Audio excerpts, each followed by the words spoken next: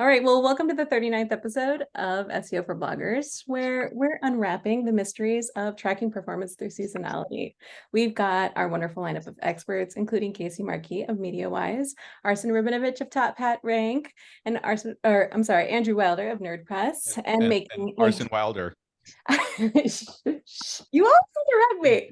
And making a sparkly return like tinsel on a Christmas tree is the one and only SEO strategist, Kaylee Larkin. Hi.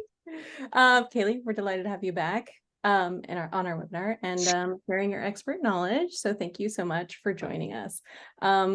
A reminder to everybody, because we're going to get this ball rolling right away. There's a Q&A at the end. So please put all your questions in the Q&A section, which you can find below. And of course, tell us where you're tuning in from. All right, guys, are we ready? Everybody, thumbs up? Yes. All right. Casey, how can fluctuations in seasonality impact the overall performance of a blog's SEO? Well, I'm glad you've asked that question because, I've been waiting to answer that question for, all day since yesterday, since I found out that we should talk about that question. But this is the question that will be asked. Yeah. So just like anything, it depends. We have we should have had glitter. We should have glitter. Throw glitter all across. Nothing was planned. So when we talk about seasonal fluctuations for overall performance, there's a lot of things that go into that. The first one is changes in searcher intent. So seasonal shifts often lead to changes in searcher intent. In no bigger way do we see that in Christmas, when people might be searching for gift ideas or holiday related content. And that aligns, of course, with your holiday specific appetizers, your desserts, and so on. We also have a big change with regards to keyword relevance and volume. I shared actually a couple of days before Thanksgiving in the Food Bloggers Central forum this huge list of notices I got from Google commenting on the big seasonal changes in keywords and traffic that was affecting many of you on the call and many of the 400 plus profiles I had in my search account. There was Google saying, oh my gosh, green bean casserole is up 14,000%. So I know hopefully a lot of you experienced those great notices from Google commenting about how incredible the changes in traffic had been. We also have to think about things like content freshness. Search engines often prioritize fresh and relevant content, and you're going to see big changes with regards to that as you go into the holidays specifically. New terms and phrases become popular every year during specific seasons. Others gain and lose relevance depending upon the day and week. Content freshness is going to be a big deal, especially for all of you on the call. We want to prioritize publishing timely and seasonal content, specifically more during the holidays as much as we can. Content publishing frequency is not a ranking factor, but we find that Google tends to really increase crawling around important seasons and holidays. So we want to really take advantage of that increased crawl efficiencies and crawl rate as we come up into the holidays and publish as much on-target content as we can. And then I think finally, one of the other things you want to be aware of is competition levels. Seasonal industries often experience very increased competition during peak seasons. I know many of you, of course, are in the food and lifestyle niche. There's going to be lots of competition over very specific recipes. Everything from anything gingerbread related to cookies galore. We really want to make sure that we want to adjust our SEO strategy to account for this heightened competition. That means going back to Google for last year, looking at your top 20 recipes, pulling out the ones that have a seasonal appropriation and making sure that we've updated or dusted them off so that they're up and ready to go to take advantage of similar shifts this year. So going to be interesting, to say the least. There's a lot we can do to take advantage of those shifts. Sure will be. Thank you. Keely, is there a way to compare 2022 with 2023 data without having to pull up both UA and GA4 in separate windows? Good question. Yeah, good question. I know this is on a lot of people's mind. There are a few ways to do this. You're going to use Looker Studio, which was previously called Data Studio. So when I say Looker Studio, I'm talking about the same thing. The first thing you need to do is add, am I paused? You froze for just a moment. I did freeze. We can you hear me though? Okay, yeah, perfect. I'll just keep talking. It's great. great stuff, frame. We're taking you're- screenshots of this for our annual cards. Don't Yes. move on. Oh Nothing my to see here. goodness. Nothing to see here. So add both Universal Analytics and GA4 as data sources in your Looker Studio. And the easiest route would be to create two tables next to each other in the same Looker Studio dash, or a little bit more technical, a little bit more time consuming. You can blend the data, and we are going to link to a resource. It's a YouTube video from Dana. She's awesome. She has great tutorials on YouTube, and this will take you step by step through how to blend Universal Analytics and GA4 data. And then you can get that nice, continual line graph over time. I do want to add just an asterisk on this question, though, to keep in mind that some metrics are calculated differently between UA and GA4. So this is not going to be a clean comparison. So just have that little asterisk as you're comparing GA4 data to UA data. Excellent. Andrew, do you have recommendations for setting up tracking specifically for the holidays? No, because I think you want to track everything all the time, right? So, if there's something specific that you've added for the holidays that you want to track separately, you may want to be looking at those micro conversions, like did people watch a video or did they click a link to download? We were talking earlier and talking about UTM tracking codes. So you can add tracking codes to links. So maybe Kaylee, can you drop that link in the chat? There's a UTM tracking code builder. So you enter the URL and the various things you want to add to the URL. So that way it pulls in the data as people click it. The other thing I've been playing a lot with, a little bit with recently is Microsoft Clarity. Not to be confused with Clarity from the Food Blogger Pro and Bjork folks, but Microsoft Clarity is another tracking tool that you can add to your site. That is, if you've used Hotjar before, it's the same kind of tool where it looks at heat maps. So you can see how far down on the page people scroll. You can actually watch replays of what people do as they browse your site, and it shows you their mouse, basically a real-time playback.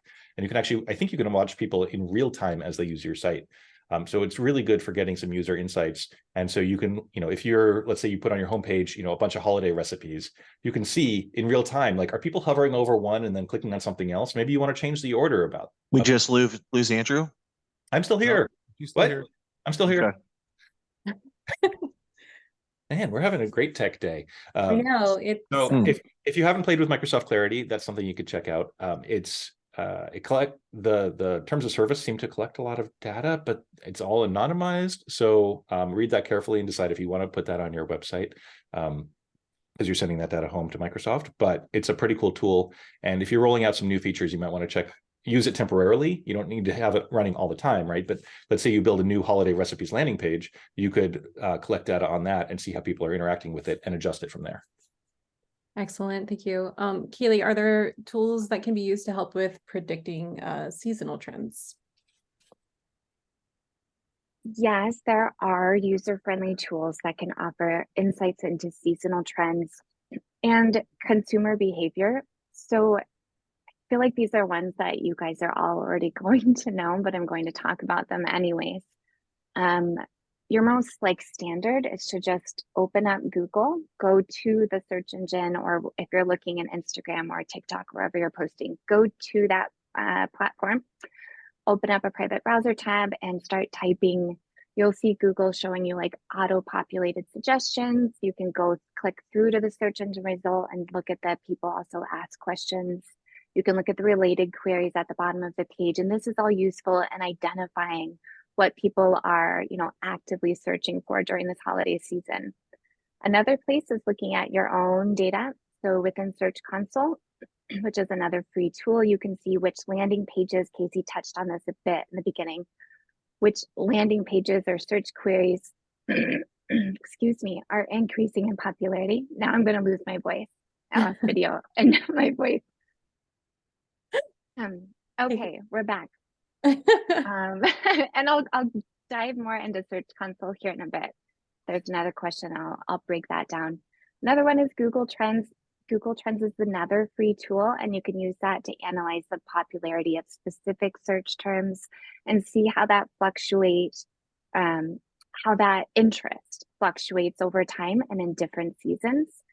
And the last one I want to talk about is one that you probably all already use also, but BuzzSumo. BuzzSumo is really great at helping you identify the trending topics across different, social media channels, but using social media shares and engagement.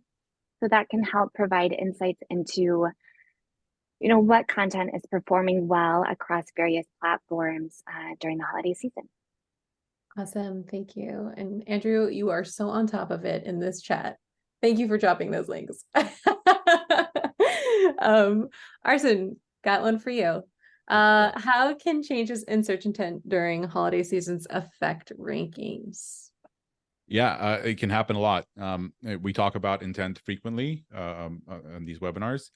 As updates roll out, you do notice changes in how search result pages appear. And that's a byproduct of Google gaining a better understanding of what people are searching for and what kind of results they're expecting to see and what works for them. And that's the pogo sticking effect that we frequently talk about. So as Google gains that information, as updates roll out, and unfortunately we saw a lot of updates leading up to the holiday season, search intents are going to shift and the search results are going to change based on that. So where Google might at certain points determine that, hey, for a specific query, I would rather show videos above the organic results, or I want to insert any other special feature into the search result, or I have a complete different understanding and now this query is commercial intent, or it's a blended intent. Like we call this a fractured SERP result, where Google's like, I'm going to show you a little bit of everything, right? So where the page used to be 10 recipe results, now you have 3 educational, 3 commercial, and 3 recipes, right? So now your ability to rank your content on that page for the keyword is limited to only 3 spots. So definitely be mindful of that. When you're looking at your keyword fluctuations, the first thing we do internally is we take a look at what that search result looks like. And that's going to be the first thing that you need to do to understand whether it's something that you can actually fix, whether the decline in your position is a byproduct of something wrong with your content, or you're just not relevant anymore, or it needs to be updated, or did the search result page itself change and now you might not have an opportunity to be there anymore. Okay. This was a big question, Kaylee. How can data from last year's holiday season help inform this year's marketing strategies for bloggers, not just SEO? I have a lot to say on this topic, so I'm going to try and stay concise because it's a big question. So when you're thinking about, you're looking at data from last year's holiday season and how that can inform this year's marketing strategies, the number one thing would be, I work with like affiliate bloggers and an e-commerce space. So we're primarily looking at peak buying times.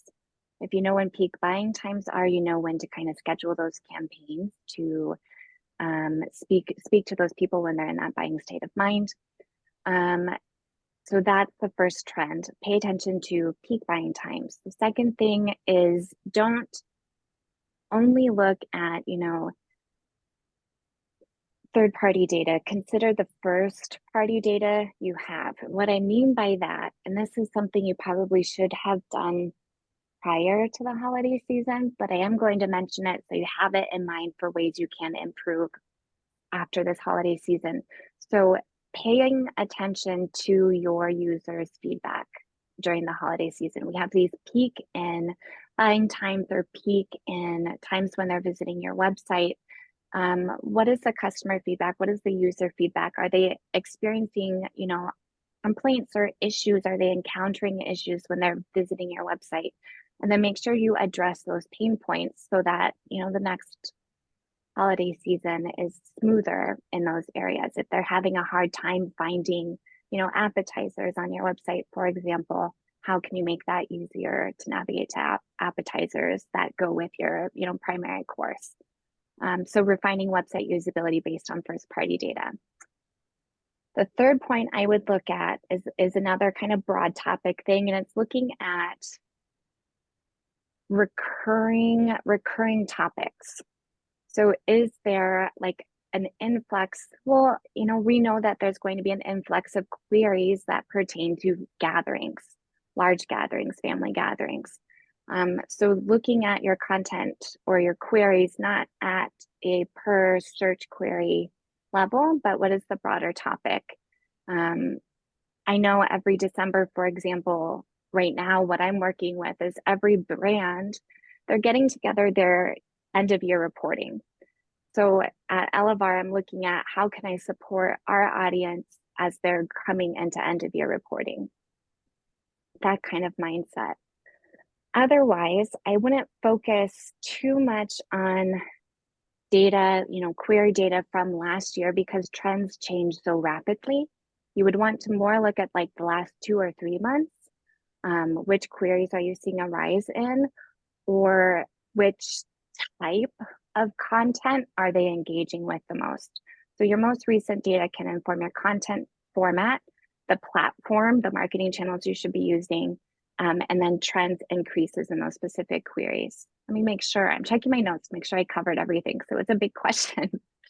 Yes.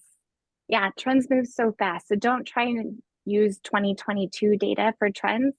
Use it more for recurring topics and use your most recent data for notating trends and then the type of platform you should be on and the type of content you should be producing. Did I answer that? People are nodding, so I'm going to stop talking on that one now. That was great. It was very concise and clear. Thank you so much. Good notes. Yes, very, very much so. Andrew, what aspects of technical SEO as well as website performance should bloggers be working on to prepare for holiday traffic? So from a technical SEO perspective, not a lot needs to be different because technical SEO is technical SEO, right? You're going to be making sure that your links are all working properly, your information architecture is good, all of those kinds of things that we've talked about ad nauseum on these webinars, right? But from a website performance standpoint, you also want to be checking that, make sure your core web vitals are good. And for the posts that you know are about to spike in traffic, you can run those through PageSpeed Insights and make sure there isn't anything on those particular pages that's going to cause a problem. Like maybe you have an old YouTube video that's embedded that's actually dragging your page speed down. So it's a good time to check and refresh all that stuff. You also want to be looking at things like your last modified date. Like maybe you do want to refresh the content a little bit from last year and just get that, post updated November 20th, 2023. So it doesn't look like it was updated 2 years ago, right? So it ends up being looking fresh to everybody. Very good. Just to clarify, don't update the post just to change the date to last modified. Google's very clear. Waste of time. Refresh the content too. Please try to refresh the content in some way, not artificially refresh the content. Yes, thank you, Casey. Yeah. Then I wasn't nauseous from you reminding us about this all the time. Ad nauseum from Andrew. I did want to just mention to everybody that we had a question and somebody asked if Looker Studio is free, and it is. And Andrew went ahead and replied in the chat that they do have some paid options as well, but the free version is very powerful. Okay, moving on. Kaylee, are there best practices for tracking this year's user behavior engagement with your website to help inform next year's seasonal content? I know you kind of touched on this already, but anything more specific? I don't think there's anything more specific to add as far as informing next year's seasonal content. I am going to answer that question in a different way because you can absolutely use this holiday season's behavior and user engagement to inform, Q1 of 2024. Totally. So make sure that you are, comprehensive data collection. So you're using those UTM parameters, you have your event tracking nailed down in GA4. If you can consider in 2024 to move from client-side tracking to server-side tracking because you'll capture even more of your event data. And then segment, you can think about how you can segment your content to offer more personalized options. This would be, taking your user behavior data from GA4 and funneling that into your email marketing campaigns and segment based off the type of content they showed interest in. Everybody's responding more and they're kind of expecting more personalized content. Like Netflix has completely spoiled all of us, and we want those personalized recommendations. So get that comprehensive data collection. Segment your email marketing campaigns or your ads based off their behavior. And you can use that information to kind of just create more personalized content in 2024. Perfect. Thank you. Casey, if publishers are noticing that a holiday post isn't doing as well as last year, when is the right time to make changes? Specifically, when is the right time? Everybody wanted to know. Give us the exact date. Drill it down.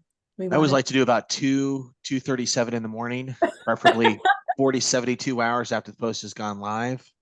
I want to look very clearly, make sure that I also want to look outside, make sure if I can see the northern lights or not. That tends to help with my decision making. But no, there is no real wrong answer here. When we're talking about that kind of information, if you know your content better than anyone.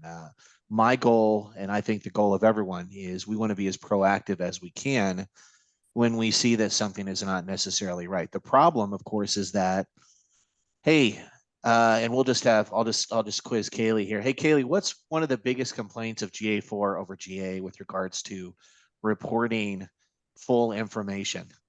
Is there something called a delay that we're experiencing with regards to traffic? Can you remind everyone what that delay could be and how long it can happen? Yeah, the delay can be up to 72 hours. I want to analyze data within GA4 for like 3 days after. Right. So imagine how many emails we're going to get this year when we find that there's a lot of people like, I don't understand what's going on. This post is killing it. And here it is 3 days later, and I still haven't seen much data click in. That is going to be unfortunately very common. We already saw it around Thanksgiving.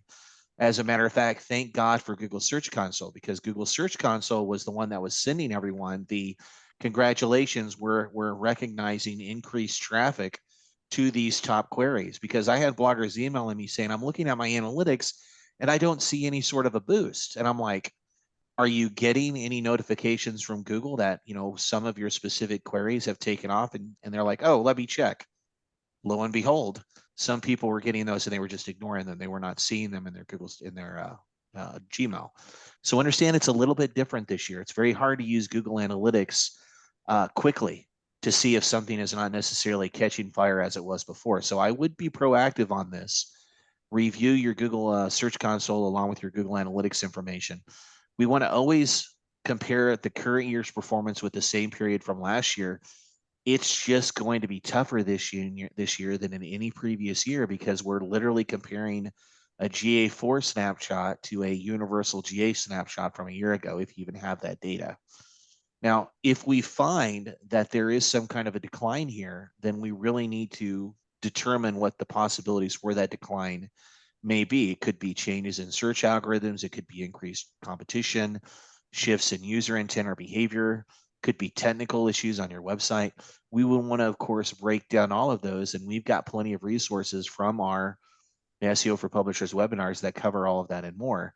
So I would want you to investigate on those issues as much as you can, whether we also have the ability, and I'll put Andrew on the spot. He can go ahead and paste over the list of Google search updates that they keep, so that you can get an idea of when Google updates have started and ended and compare that against any possible issues between now and Christmas, because most likely we will have at least another update, if not two, before the year's over. Why would we stop the trend? I would also, of course, make sure that we are taking an eye at our content anew through the eyes of our users. We want to assess the quality and relevance of our content as much as we can. Does it meet the needs and expectations of the users, of our target audience?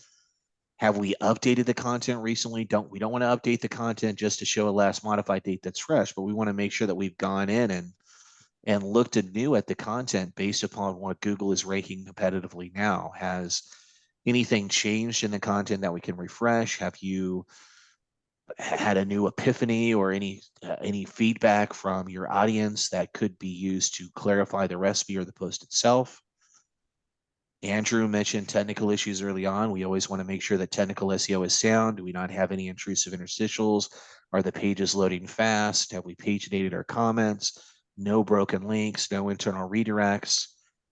stuff is easy to fix. We want to check it as much as we can. Pop everything into the Google PageSpeed Insights tool. Look at your excessive DOM node number specifically. If you've got a 49 on your PageSpeed score, but you're passing core web vitals, why do you have a 49 on your PageSpeed score? What is it about your page that's not doing well? Are we maybe not paginating, or I'm sorry, lazy loading our elements below the fold? What are some things that we can do to make sure that our content, we've provided the best experience we can for users in Google at the same time? So definitely be proactive and hit us up. Especially Andrew. He loves to answer email. He was just telling me the day, man, I can't believe that I'm not getting more email. And I'm like, no problem, Andrew. I'm going to start sending you some more email. And so, hey, just understand we're here to help you guys. So send us email if we can help you. And if you, of course, in the words of Scooby-Doo, see anything jinky. And I'm going to clarify something Casey said, that if you're good on Core Web Vitals, but you're getting a 49 on PageSpeed Insights, that's okay. PageSpeed Insights is just a testing tool. People obsess about that big score number, and it is going to fluctuate a lot. And so what you want to do is watch for changes in that. It's just a tool to improve your site. So there may be improvements you can make, and faster is better. But if you're good on Core Web Vitals, you're going to be in really good shape. So I don't want people to see that 49 and panic, like, because we have that a lot, and we do a test. Sending you emails. Right. Well, but I want you to send those emails to Andrew. Right. This is why especially if it's just a 49. I'm going to mute Casey right now. Good times. No, seriously, people see that score and worry. But if your Core Web Vitals are good, then that's what we're really caring about, because that's what Google is looking at, and that's a real world metric. The stuff on the bottom half of the page is just a simulated test, and it's a diagnostic tool. Excellent. Okay, Arsen, I know that Casey just kind of touched on this, but what other adjustments can be made to the content and keywords during off-season to maintain consistent SEO performance? Any suggestions? Yeah, we get asked this a lot, especially now. You got to be mindful of, and just like Casey, like if it's working, don't touch it, right? But what if you did drop? What if you did move 1 or 2 positions? What if you did drop out of those traffic driving top 3 positions, right? There are certain things we can do. We've talked about this in the past, but there are a few things you can do. You can, if you don't want to touch the content because the content is performing, there's a reason you moved a few positions. Maybe it's an authority issue. Maybe it's an EAT issue. There could be a lot of things, but there's a few things that you can do to help boost that post without touching the content. And those are secondary signals. That can be internal linking, improving those signals, and improving backlinks, right? Getting better backlinks. Internal links are going to be the easiest thing to do, probably the most effective in terms of time and effort, right? You want to find, there's tools, there's plugins that can help you with this. I like to do things manually. I like to look for relevant pieces of content on my site that are ranking well, that we can safely assume they have build up authority, whatever that authority is, and link from there to the post that I want to improve the ranking for, using the anchor text. The anchor text should be the keyword that you're trying to improve, right? Or a close variation. Or a close variation, right? And you want to be mindful of that. You can't really, like, I haven't seen over optimization in anchor texts recently in terms of exact match. So it's not a big deal if you're going exact match, but definitely try to diversify and look at your secondary keywords, right? Because it's not always just one keyword, right? If 1 or 2 keywords are bringing in traffic. So your internal links are going to be one of the strongest ways to improve your positions. And that's essentially telling Google that, hey, here's more paths to this post, here's context from the anchor text. And you got to make sure that these links are not coming just from your sidebar or your footer, right? And you don't want to just have a block of text at the bottom of your post saying other relevant recipes or other recipes you want to be interested in, because Google sees those as navigational. They're not passing much contextual value, right? So you want those links, those internal links, to come from paragraphs, from the body of the post, from paragraphs where there's context. Google's patents and the way they describe how they analyze the internal linkings and anchor text, they're not only looking at the anchor text, they're also looking at the content around that anchor text, right? The proximity, co-citation, right? Casey, I think that's the language they use, right? Co-citation. So to get more context about what the page you're linking to is about. So internal links must come from content, in body of the content. They shouldn't be just a block of links. Those are okay. Those will be seen as navigational, but they're not going to help with SEO much. If there is much help, there's not a lot. If there's any help, there's not a lot. And then the backlinks. With backlinks, you want to be a little bit more careful about your anchor text. You don't want to go too much exact match because you might oversaturate and Google might look at it as a bad thing. Also keep in mind that you can't really harm yourself nowadays because Google is going to just not use those links. It's going to disregard them. It's not going to harm you and it's not going to help you, right? But backlinks from relevant sites and internal links are going to be the two strongest signals that you can do to your content without actually touching your content. Yeah, really. Just to hit on that again, internal links, incredibly important, but they have to be contextual links. They have to be in content. We call them in content contextual linking. We link naturally from the top of the post to the bottom. A lot of bloggers struggle with this. Write your recipe, then go back through your post and ask yourself, is there some easy ways for me to contextually and easily input some other links to related content in my post? You know, you mentioned, for example, towards the top, you know, this apple crumb recipe uses a very specific type of glaze, and it's the same glaze I'm using in my lemon scones here. That's a contextual link where you've provided a link that makes sense, that fits in with the information on the page, and that you want to link for, that you're telling Google, you're telling users, when you go to this link, you're going to see my lemon scones. Now, where we're seeing a lot, and I'm seeing this a lot in audits lately, is an inability to correctly use Link Whisper. So for everyone on the call who has Linker and who has Link Whisper and who has upgraded, please take the recommendations from Link Whisper with a grain of salt. If Link Whisper keeps telling you they want you to link every instance of beef on your site, that is a complete waste of your time. Same way with most single words. You are never going to rank for beef or bacon or probably scones or anything. This is for most everyone on the call today. Be specific with your linking. You want to tell Google and users where you're going. If you have a lemon scones recipe that you're trying to rank for, it should be lemon scones, or it should be lemon scones recipe or some kind of a variation. Don't just use scones. Definitely don't just use lemon.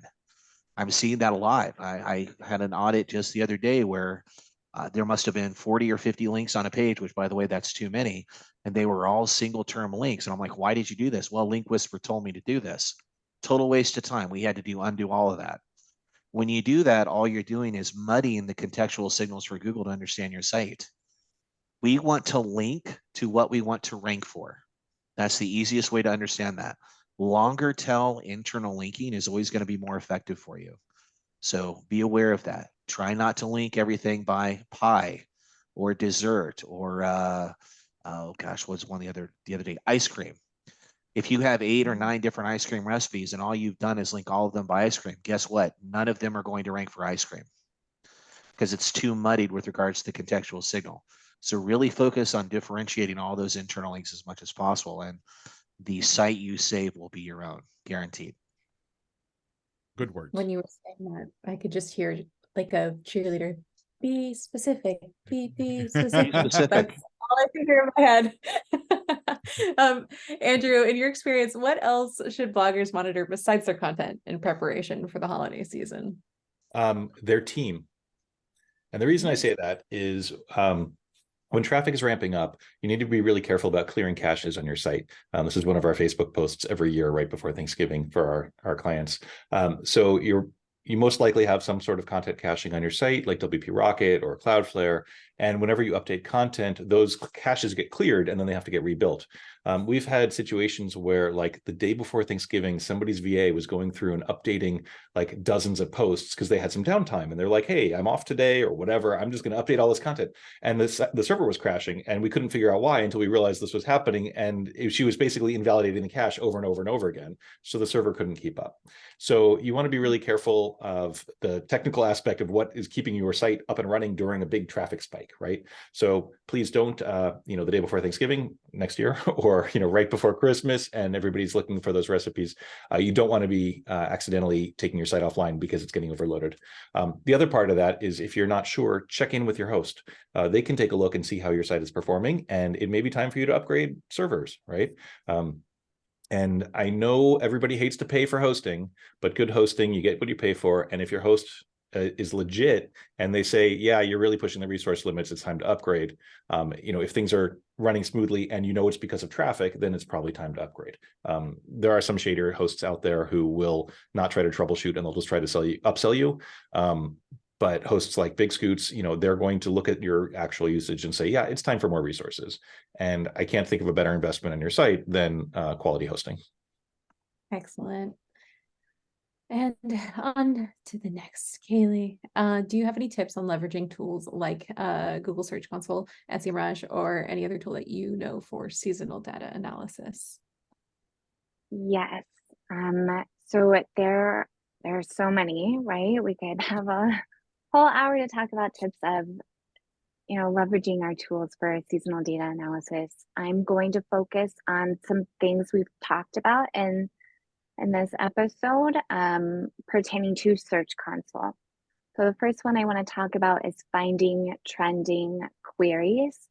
I said I was going to come back to it, so I'm coming back to it. In Search Console, you can use the performance report and set a comparison date range to analyze the time period that you are looking at, that you want to see if queries or analysis, seasonal data is changing. So maybe that is November, month to current date in comparison to the previous period looking at October. And what we're looking for is queries or search terms that are increasing in impressions, because that will show us that there is an increase in interest. More people are searching for those terms, and clicks, so engagement with our site. This would clue us in to right now, what are people wanting information on? Another way that you can leverage Search Console, and I'm sorry, I can't remember who, but we were talking about, optimizing landing pages. I think it was Arson. So to find those landing pages to optimize, we can also use Search Console and do that date comparison range and looking at where those impressions are increasing. So we're seeing our audience, having an interest in this query, but our engagement is not increasing. Our clicks are not increasing.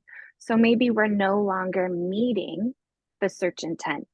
I'm seeing this on my website right now because all of my blog articles are about universal analytics, not GA4. So my traffic and my positioning is going down because I'm no longer meeting the search intent. Another thing you can do with this data, other than just finding pages to optimize, is that also clues you into where you could be running ads, right? So I used to do this with some international organizations, where if a blog article impression started increasing, trending, I'm going to run a display ad on the mom blogs, on the local news stations to drive more traffic to that landing page, to that article, to that recipe. Or you can use that to inform your social media or your email marketing. So those are the pages that people are interested in finding, so help them find it. We can take this a step further. We can open our GA4 search query report and we can see that data from Search Console. So we can see the impressions increasing, we can see the queries or the engagement increasing or decreasing. But we can also see the engagement data from our website itself. So they came through these landing pages, and then did they take the action on our site that we wanted them to take? Whatever action that is, whatever makes you money, so that you can make sure that the pages you're optimizing for are going to pay off in the end as far as revenue goes. Those are my tips for Search Console with seasonal data analysis. 2 more points, since I think we have time, just to improve your tools in general. Consider moving to server-side tracking. You can set this up with Google Tag Manager. It's going to improve your event tracking. So what is server-side tracking? Client-side tracking is it's calculating it from like the computer sending the signal. There's a lot of reasons why you might lose that. You could lose that from the privacy updates happening with Apple or Firefox. You can use that from the user navigating away from the page before that event sent. But if you have server-side tracking set up, you're going to capture a lot more of that event data. The other one I want to mention is BigQuery. And I dropped that in the chat about how you can still get real-time reporting by linking GA4 data to BigQuery. And then using BigQuery in your Looker Studio dashboard. So BigQuery, a lot of people are afraid of it and they haven't made that connect yet because they're still trying to figure out GA4. Don't be afraid of BigQuery. It's pretty much just like a giant Excel sheet that's going to like host all of your data. And it's not retroactive. So even if you're not ready to play with BigQuery yet, definitely get that connection going so you can learn more about it in 2024.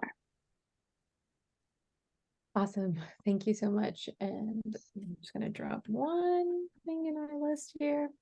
Casey, some bloggers noticed changes in search rankings and traffic since the last wave of Google updates. What should bloggers focus on doing first, in your opinion?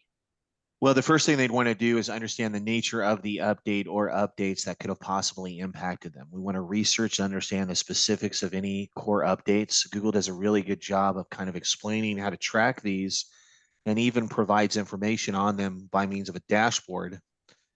I've gone ahead and pasted over that dashboard into the notes so everyone can see it. It's called the Search Status Dashboard. Gives you an idea of what updates have run, when they plan to end, and other information by means of hyperlinks, so you can understand how each of the updates specifically work. After we kind of understand, well, before we do that, I also want to mention, and we talked about this before, use the Penguin tool.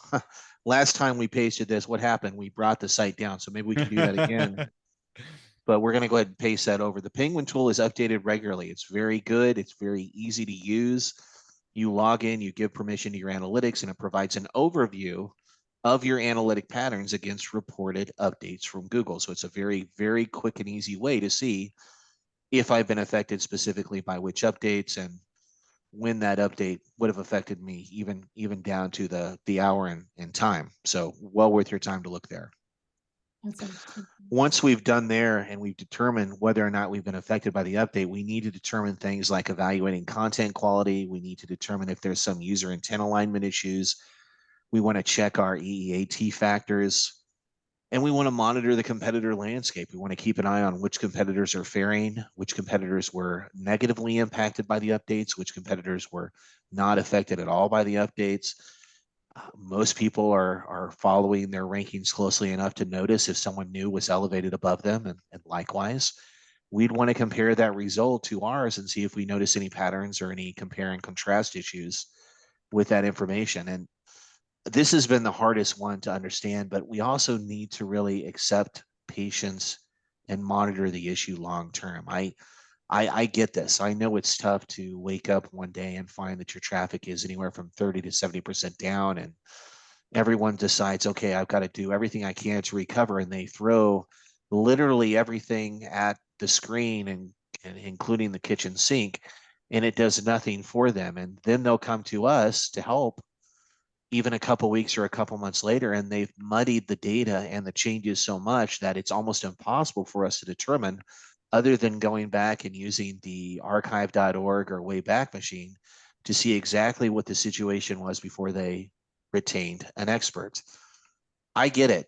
I understand how important this is. People have lost livelihoods. Trust me, I have done nothing but these traffic drop audits for the last several months, and I have plenty of bloggers who, again, I wish there was more than I could do than provide a sympathetic ear and tell them we have to be patient.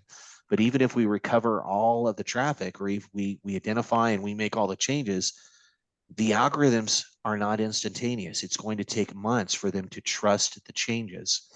You can view it as a flag, you can view it as a trigger, but if you are hit by these updates, whether it's a core update, a spam update, a reviews update, or the helpful content update, it's not an instantaneous fix.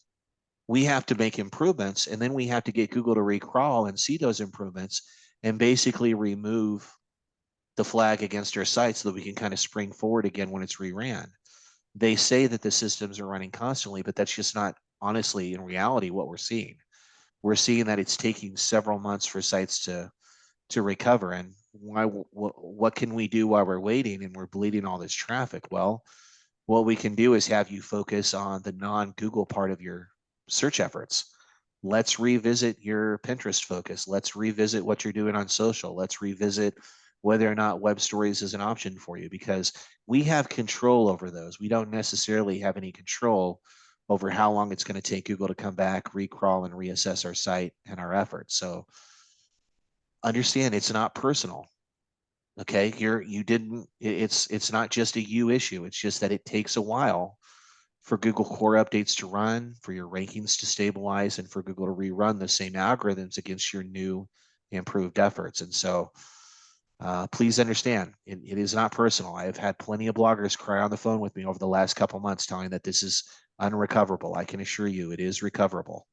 You just have to be patient and you have to work through the advice you're getting from actual professionals. So good luck out there. Really though. I want to save some time for the Q&A, but Arsen, I've got a quick question for you. Can you share some insights on how to make sense of what's happened during an update? I know Casey kind of already rolled through it, but any other details? Okay, so this is a good question, because we've been getting we got swamped after I think after New York. There was a bunch of updates that rolled out. Everybody thought they got affected by the helpful content update. Oh my God, I got hit by helpful content. When we actually look at what happened, I think out of I don't know, maybe like 50, 60 websites that we reviewed since then, I've only saw one actual helpful content update hit. It might feel like one, but it's not, right? It's not. Okay, so you want to look at your GSE. You want to see how the keywords actually behaved over that period of time where you saw declines, right? So if you see a keyword, and keep in mind, with GSE, negative movement is good. Positive movement is bad when you're looking at average position, right? So moving from position 3 to position 1 is negative movement. That's good. It's a little confusing when you're looking at it. Just remember, negative is good, positive is bad. So behavior of keywords, we can safely assume that if you were ranking in the top 10 positions and you've declined from there and remained in the top 20 positions, that Google is essentially telling you here that your content is still relevant to the query. It's just somebody else is doing a better job at optimizing for it. And we talk about optimizing how, making sure your content matches the query, making sure you're satisfying the intent, and making sure you're covering the topic in its entirety, based on what Google assumes that entirety to be. And you've heard me say this ad nauseum, right, Andrew? That's the word, right? Okay. So movement, 2 position drops, 2 position drops, 3 position drops, you remain in top 20. That's not a helpful content hit, right? That you guys just shuffled around. That's a normal fluctuation. You just got to optimize. You moved out of the top 20, you're further away from relevancy. Take a look at what Google's telling you. Look at the top 10 results. How close is your content coming to what you're seeing there, right? And you'll start noticing that, hey, I am further away from what Google is expecting to see from that content. You can also look at any tool, SEMRush or SEMRush. You can look at key search and put in your URL for that post, and you'll see what you're ranking for now after the update. What shut up? Some keywords went down, some keywords shut up. What shut up? That's going to tell you what Google is seeing, what's Google deriving from that post. So if you had a post that was ranking for one keyword and it dropped off, you want to take a look at that post and see what Google is ranking now. That will also help you understand what Google is deriving from that content. So you want to look at the behavior of the keywords that have declined. You're staying within top 20, good. Just optimize that post. You dropped out of the top 20, now you got to look at what's happening. Why? Am I not satisfying intent? Am I not covering the topic? Do I have a 300-word post for something that Google is ranking 3,000-word articles for, right? Look at all of that. And then the last one is you completely dropped off. You're not in top 100. You don't exist anymore. So typically that's 2 things. Either the page itself is problematic, which rarely happens. The other thing is that Google found a different page on your website that's relevant for that keyword, right? So there's a way to do this in GSE, and I think we have it in one of our webinars where we talked about content audits, and that we have a process. I think Casey was showing how he does that. That's it for my answer. That's my story. Someone said, "Bah humbug, Arsen." Okay, we've got about 10 minutes. I'm going to jump into the Q&As here. Janice has a question right away. If you have a list of great side dishes to serve with your main course, does Google see the feast FSRI block as navigational, or does it give it link juice?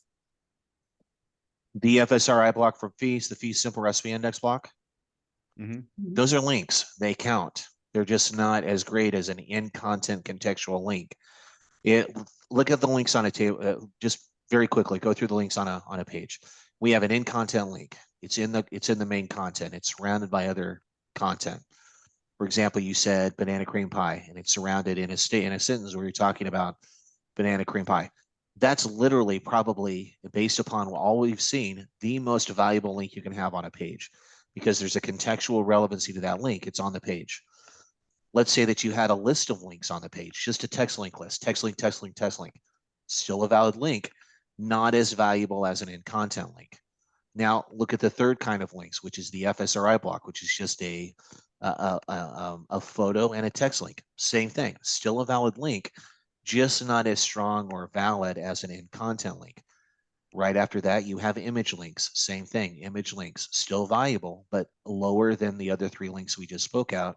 And then, as Arsen just talked about, we have links on the sidebar and on the footer, and those are navigational in many cases. They are still counted as links, but let's say that they're 0.2 of the value of a regular link, just to put some kind of a number to it. We have no idea because no one knows. We could just have to guess. We're but assuming, let's say, right, for our assumptions, that link is about the value of 1/5 of the other links on the page. That's how you should look at it. You're not wasting links, but please don't have a recipe post where all you have on the page is an FSRI block of links and call it a day. That's not good, correct, or qualified internal linking. right. Think context. Whenever you're doing you're looking at your post and you're evaluating for internal links, think context. How clear is the page that I'm sending a user to? How am I explaining what the page is? The more context you provide, the more of that contextual signal will pass through that link. Can I also just add real quick? It's real easy to get caught up in the what's the algorithm thinking? But Google really wants you to write for readers. I'm just going to throw that back in there. So, it makes sense what Casey just said in that context, right? If you're writing an article on something and you link to something else in the context of the paragraph of the text, it is more important. And that's why Google weights that more. Nisha asked, can't we use the title of the blog post as an anchor text? Example, this tofu turkey pairs well with my, in quote, healthy cranberry sauce recipe on my site. So absolutely. Yeah. So what I usually like to do is, if you actually take a look, like if you I'm not saying you should run a crawl, but if you take a look, you'll see that there's already a lot of internal links using your entire post as the anchor text, because that's just how WordPress and your themes are handling things out of the box. They're using the title of the post as the clickable part in your excerpts and whatever it is, right? So there is value in getting a little bit creative and really focusing in on or around that topic or that keyword that you want to rank for, right? So without dilution or without oversaturation. Perfect. Rachel has a question. She says, should we update our homepage publish date if we are updating it with seasonal content every month/quarter? Your homepage is getting refreshed regularly.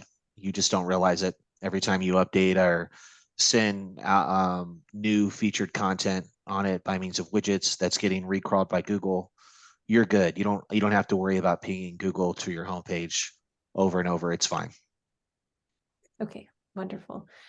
Kitty asks, are sites actually recovering in several months if they are doing all of the right things? No. I'm assuming. Yeah. No. So we're going to talk about this right now. We have seen a very small percentage of sites that have recovered fully. As a matter of fact, less than 7%. And a lot of those didn't have the issues that we've been seeing. It's because they haven't rerun those algorithms. If you were hit by the helpful content update and you were hit, and you were hit by the helpful content update because you've talked to a professional and they've said, based upon their opinion and where you fall on the algorithm, you were hit. Most of those have not recovered yet. Now, you've been able to build traffic because you added new and better content, but there still might be a flag on your site that won't be removed until that algorithm is rerun against your site, or you've changed a significant amount of the content that caused you to get hit in the first place. it's too soon. So until we see another helpful content update, honestly, I wouldn't expect a full recovery from anyone. And even then, it's very seldom that you ever have a full recovery when you get hit by an algorithm. You have close, but never a full, because we fundamentally changed the site when we were working on it. Mhm. Okay. Michelle asks, thoughts on SEMRush as a tool. I've been using it for years, but the organic search reporting, my blog seems to be dramatically different than Google Analytics. It's always been slightly off, but not by tens of thousands. Talking to other bloggers, there seems to be off as well. So I can answer that. So look, depends on which part of SEMrush you're looking into. If you're looking at domain analytics, those numbers are all calculated. They're not pulling directly from your search console or your analytics. They're calculating it based on percentages. Clickstream data. So they clickstream data, but when they tell you what your actual traffic is, right? It's not. It's like what your traffic from Google to your site is. It's a calculation, because they're assuming that if you're number 3, you're doing an average of 5 to 10%, and then based on everybody who's ranking there. So that's the calculation. That's why it's off, right? Now, if you're looking at if you set up a project for yourself and you go in there and you set up keyword tracking and you add your analytics and you add your search console, it's going to bring the data in and be as close to what you're seeing inside of those tools from Google. And that's the issue, is that most people don't set up their sites as a project. Right. And they wonder why the data doesn't match what they think they're seeing elsewhere. Right. Okay. Let's see, we've got a few more minutes. Let's see if we can get through these last 3 questions. David asks, can you explain more about the email messages Google was sending publishers about spikes? Yeah, they're very common. I actually, if you go to my Facebook page, David, I know you have access to it. There's a whole section there showing all the emails I received 3 days before Thanksgiving, showing all the sites that had set new daily records on various keyword phrases. You have received those in the past. You just aren't aware of them. I've seen them myself. So if those are news to you, make sure you continue to check your Google account, check your spam. I wouldn't be surprised if you got at least 1 or 2. I wouldn't lose any sleep over them if you didn't get any, but that usually happens every year. Something goes crazy on a site and Google wants to let you know, oh, whoa, slow down. We're tracking a search query that's up 4,000%. Congratulations. And then they'll send you a little notice that says this change in traffic could be the result of seasonal changes or because of improvements you've made on the page. And that is literally the sole content of the message. Wonderful. Colleen asks, regarding updating content, is it still advisable to leave post ranking in the 1 to 3 positions alone? Do not touch. In most cases, absolutely. Yeah. If it ain't broke, don't fix it. I know a lot of people are like, oh my gosh, I really want to go in and I want to do this, but at no time has it ever been more precarious than at this moment in time with regards to Google visibility. So let's go ahead and keep the winners as they are and work on the lower hanging fruit when we can. Internal links, backlinks is what you should be focusing on in those situations. Yeah. Resist the urge to edit. Okay, Bianca has our final question here for our Q&A. We are not currently serving next-gen image formats as a recipe blog. Is this something that we should be jumping on right now and correcting before the Christmas period? No. No. Next gen images, that's Google's way of pushing their own proprietary protocol or format called WebP. In reality, it doesn't matter what format the image is in, it matters how big the image is. If you use a tool like Short Pixel or Imagify and you compress properly, you've optimized an image before you upload it and you compress it properly, it's probably going to be smaller than WebP and look better, actually. In my tests, the WebP images that are automatically generated from those end up being larger a lot of the time. So it's really about file size. And if you start doing WebP on your own server, you're going to duplicate all your images. You're going to start running out of disk space. We just constantly run into problems with that. If you do want to start optimizing images through a better tool, Cloudflare Polish is a fantastic one. It optimizes images on the fly, and it'll only serve a WebP image if it's actually smaller. And it only does it if the visitor or the device can actually serve or display a WebP image, because still not all tools can process WebP. So as long as your images are a reasonable size, meaning under 200 or 300 kilobytes, you're great, and you don't need to convert the format. Okay. Just jumping in on there, will that Cloudflare Polish convert PNG images to JPEG? No. Okay. But Is there any way to do that? I with think it, short I think it may, pixel? I think it may serve them as WebP actually, if it can. I think it can do that conversion. I'd have to double check. Short pixel can convert PNG. As a general guideline, use PNG for images that have text, line art, smooth fields, drawings, things like that, and use JPEG for photographs. It makes a big difference because if you're starting to do like your Pinterest images with a huge photograph and a little bit of text, save those as JPEG as well. So those formats, it does make a difference that way for sure. So vital. It's so vital. Saving them a certain way. All right, guys, we did it. We're only a minute over, and we're also festive still. Look That's at right. us. Look I at feel like that. we graduated, so I've got to turn the Is that right? We're done with this. Oh, look at that. Can't do it. I'll pretend. I You're gonna put it in know. the back. You're gonna put it in the back here. That's all. Kaylee, thank you so much for joining us again. Always a pleasure to have you. Everyone watching from home and listening, thank you so much for joining us. We hope you have a terrific holiday season with your friends and your family, or however you plan to celebrate this season.